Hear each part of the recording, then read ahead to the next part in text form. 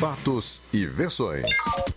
O que vai impactar a sua vida agora no Café com Política.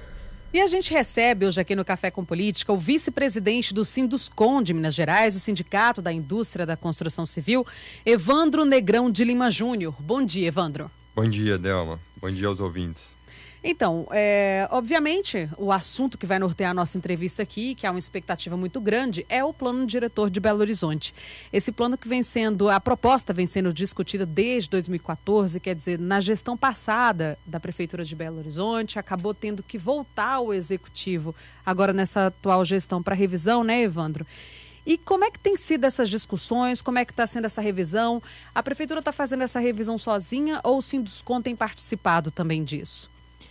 Não, até agora o Sinduscon não teve uma participação efetiva. A gente está procurando dialogar com a Prefeitura para poder debater o plano, que é um instrumento muito importante para o nosso mercado e para todos os cidadãos de Belo Horizonte. Existe um novo substitutivo que a gente precisa de conhecer, mas agora vai ter uma nova conferência de políticas urbanas e eu acho que vai ser um ótimo momento, não só para o sindicato, mas como para a população tomar conhecimento do novo plano e poder debater isso junto com a Prefeitura para chegar no melhor projeto possível para a cidade. Eu me lembro que na época em que esse plano diretor ele foi anunciado, lançado, começaram a discuti-lo, Evandro, que houve uma polêmica muito grande em torno da chamada outorga onerosa, que é a questão das vagas de garagem, por exemplo, né, do aproveitamento, do coeficiente de aproveitamento de terrenos aqui em Belo Horizonte. Hoje, como é que o Sinduscon se posiciona em relação a esse assunto? Esse realmente é um assunto polêmico, difícil, porque pelo projeto atual, está havendo uma redução significativa no coeficiente existente dos terrenos. Então, hoje, um terreno que tem um coeficiente que varia de 1 a 2,7, eles vão ser todos reduzidos e nivelados a 1.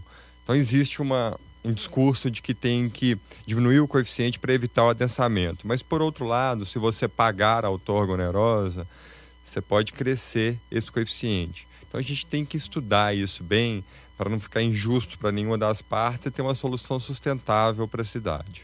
Evandro, como é que está essa questão assim, de áreas que ainda podem ser construídas em Belo Horizonte? Porque a gente vê a cidade meio que estrangulada, né? É verdade. O Nova Lima, Contagem aqui do lado e tal. E como é que está essa questão? Ainda há muito espaço a ser construído em Belo Horizonte? Não. Belo Horizonte é uma cidade que geograficamente ela não é muito grande. E ela já foi quase toda densada. Obviamente ainda existem alguns espaços para poderem ser utilizados, serem construídos, mas não é muito grande como outras capitais do porte de Belo Horizonte. Belo Horizonte está situado na região metropolitana, aquela, como você bem falou, Nova Lima, Lagoa Santa, Contagem, alguns municípios quase se unem a Belo Horizonte. Então isso também tem que ser estudado em conjunto, pois uma cidade impacta na outra.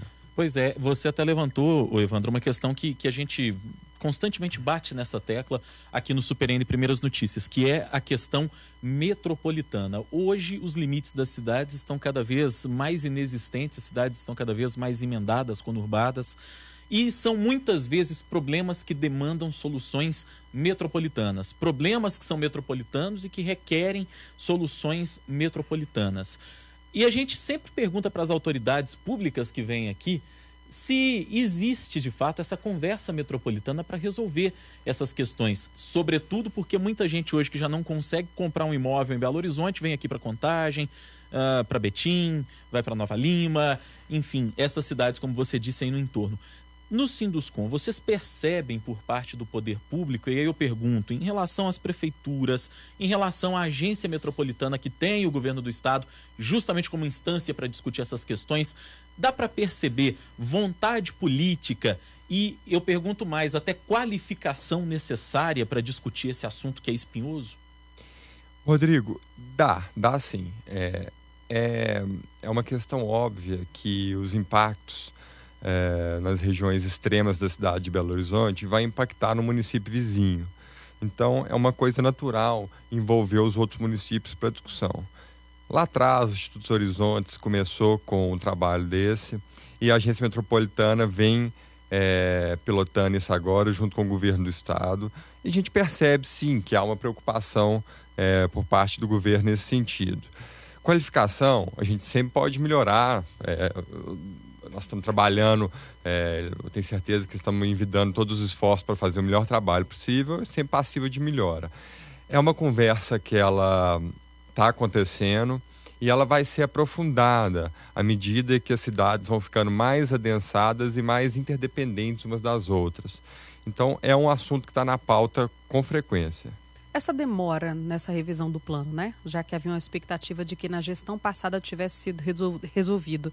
Isso está afetando de alguma forma o setor da construção civil aqui na cidade, Evandro? Na região metropolitana, eu diria. Não acredito que a demora na aprovação do plano esteja afetando, não. Esse plano é um plano que ele tem várias ressalvas por diferentes entes. Então, o Sinduscon tem algumas ressalvas, a população tem outra ressalva, a prefeitura tem outras ressalvas e não conseguiu se chegar num consenso. Como é um instrumento muito importante, que ele vai demorar a ser revisto, ele realmente precisa de ser muito bem debatido. Então, a gente prefere que ele seja longamente discutido do que ser aprovado sem ter chegado da melhor maneira possível. Muito provavelmente, ele deve ser aprovado esse ano. Acho que uma nova conferência é saudável. A prefeitura está correta em ter convocado essa nova conferência. Não só o Sinduscon e entidades de classe, mas todos os cidadãos de Belo Horizonte têm a oportunidade de conhecer e debater o plano na nova conferência. Então, eu acho que vai ser uma boa oportunidade para aí sim a gente conseguir fechar todos os pontos que a gente entende que ainda estão em aberto para poder chegar no projeto final. E é importante que a gente fale do plano diretor. Às vezes pode parecer uma expressão que é distante para o ouvinte, para a maior parte das pessoas, mas plano diretor, gente, a gente está falando do uso e da ocupação da cidade, de como é que a gente vai ocupar a cidade. O plano diretor serve justamente para que a gente não viva problemas no futuro que a gente vive nos dias de hoje, como essa ocupação muitas vezes desordenada, desenfreada, que resulta nesse trânsito caótico que a gente vive, que resulta muitas vezes nessas enchentes, nessas inundações que a gente tem por causa de uma ocupação muitas vezes desordenada. Enfim, é fundamental que a gente fale, que a gente trate desse assunto, porque isso diz respeito diretamente ao futuro da cidade em médio e longo prazo, principalmente. Bom, e feito esse destaque, Evandro, eu queria falar também a respeito da Granja Werneck, que é uma região que eu sei que o Sindicato da Indústria da Construção Civil tem extremo interesse, porque a gente falava, a Delma citava agora há pouco esse fato de Belo Horizonte hoje ser uma cidade que está estrangulada do ponto de vista do espaço físico, e talvez não, certamente o único espaço aberto que a gente ainda tenha na cidade que permite o crescimento é essa área da Granja Werneck. E na administração passada, ainda do prefeito Márcio Lacerda, já havia o plano para que essa área fosse ocupada, inclusive com projetos habitacionais do Minha Casa Minha Vida e etc. E a gente tem a sensação que hoje esse processo está meio paralisado. Como é que está isso hoje? Só fazendo um adendo, Rodrigo, acho que você pontuou muito bem. O plano diretor, ele é muito mais envolvente e importante do que somente o Sindicato da Indústria da Construção. Todo cidadão de Belo Horizonte é impactado pelo plano diretor, especialmente quem é proprietário de terrenos, de áreas, que vão ter ali os usos definidos para as suas propriedades. Então é muito importante se inteirar do que está acontecendo. A Granja Werneck, o sindicato em si não tem um interesse específico nela, mas é uma agenda importante para nós, porque associados nossos têm participação direta ali, e é uma área de interesse social muito grande para a cidade. Como você bem falou, Rodrigo, é uma das últimas áreas de grande extensão de Belo Horizonte, talvez seja a maior delas, e existia um projeto enorme lá de habitação, boa parte dela sendo de interesse social, e esse projeto ele está em compasso de espera, porque houve uma invasão na granja, uma ocupação, e a ocupação tomou grandes proporções e não foi possível dar andamento no projeto lá, apesar de estar há anos sendo aprovado, as empresas envolvidas no projeto terem investido um volume alto de recursos para conseguir desenvolver o projeto.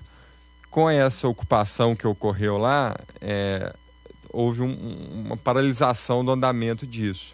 Isso está sendo tratado perante a prefeitura e as empresas diretamente responsáveis pelo empreendimento para tentar chegar numa solução comum. Eu, pessoalmente, lamento muito que uma propriedade privada tenha sido ocupada de uma maneira desordenada e tenha impedido um empreendimento do tamanho do que estava sendo proposto lá, que ia trazer benefício não só para os diretamente envolvidos, mas para a cidade como um todo, devido ao déficit que a gente tem hoje de habitação social. Pois é, você até destacou esse fato do compasso de espera. A gente sentia que na administração do prefeito Márcio Lacerda, do ex-prefeito agora Márcio Lacerda, que havia talvez menos diálogo com essas comunidades que hoje ocupam lá a região da Granja Werneck. O prefeito Alexandre Calil, o atual prefeito, chegou com uma postura diferente da administração anterior e inclusive colocando essa situação num compasso de espera e negociando muito com aquela população que ocupou a região ali da Granja Werneck. Nesse sentido, o Sinduscom faz críticas à postura e ao trabalho do prefeito Alexandre Calil?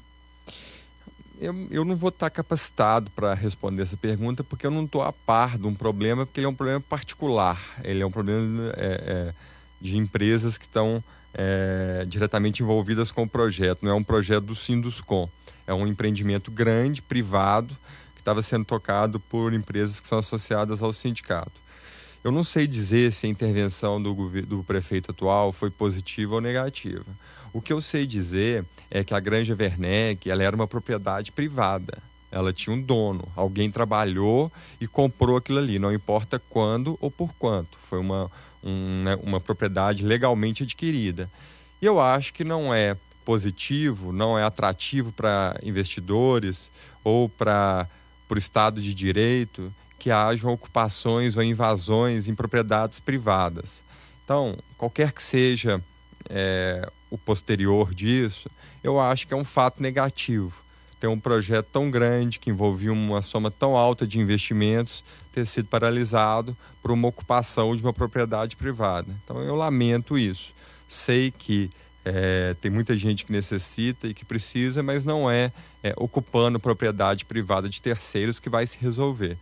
Então, eu espero que o prefeito Alexandre tenha um bom jogo de cintura, um bom diálogo para poder chegar num consenso que atenda as empresas que estavam participando do projeto e que investiram muito lá, os proprietários da terra que são legítimos e, porventura, quem for ocupar. Evandro, falando sobre essa questão de diálogo e ainda sobre o ponto de vista da votação do plano diretor, a Câmara Municipal é que tem um papel-chave, é que vai analisar a proposta que vai ser enviada para lá. O Sinduscom tem mantido conversas também com os vereadores em relação ao plano? Sim, na medida do possível. Existe um substitutivo que a Prefeitura trabalhou nele, que ainda não é de conhecimento público e que a gente precisa de trabalhar isso. E nós vamos trabalhar isso junto com a Prefeitura, junto com a população e junto com a Câmara, passando primeiro pela conferência que está sendo convocada. Com os vereadores também nós vamos precisar de ter um diálogo bom, porque eles são representantes da população, são nossos representantes junto ao município.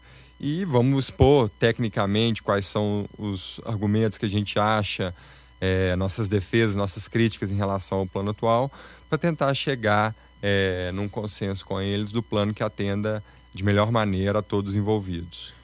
Só um minutinho, essa conferência vai ser realizada quando? Ainda não se sabe, ela vai ser agendada.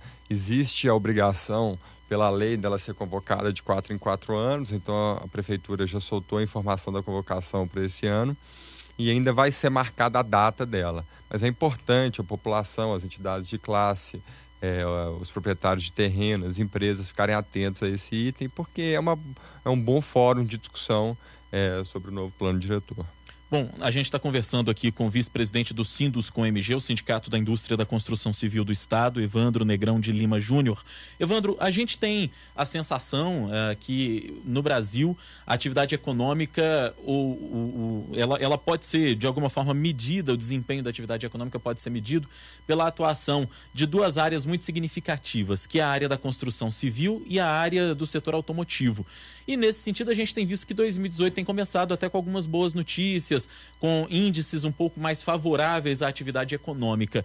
Eu queria saber, no Sinduscon, se vocês têm essa visão também e se vocês esperam um 2018 melhor do que os últimos anos na retomada da atividade mesmo.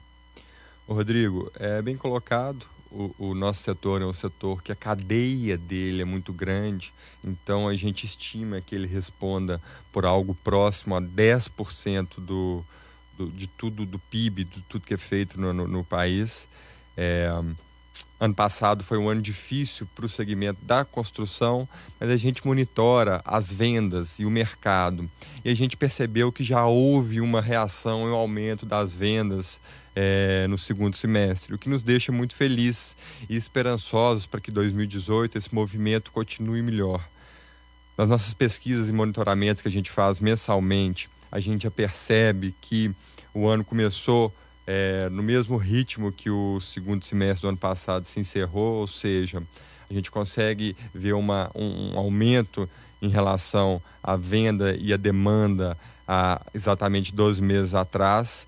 Esse ano é um ano eleitoral, tem sempre incertezas em relação a anos eleitorais, mas tendo uma eleição que a gente possa manter o trabalho que está sendo feito, eu acho que vai ser um ano bom de recuperação e passa a ser um momento de início de nova valorização imobiliária no mercado. Evandro, e do ponto de vista da geração de emprego, como é que o Sinduscon tem trabalhado a partir da reforma trabalhista?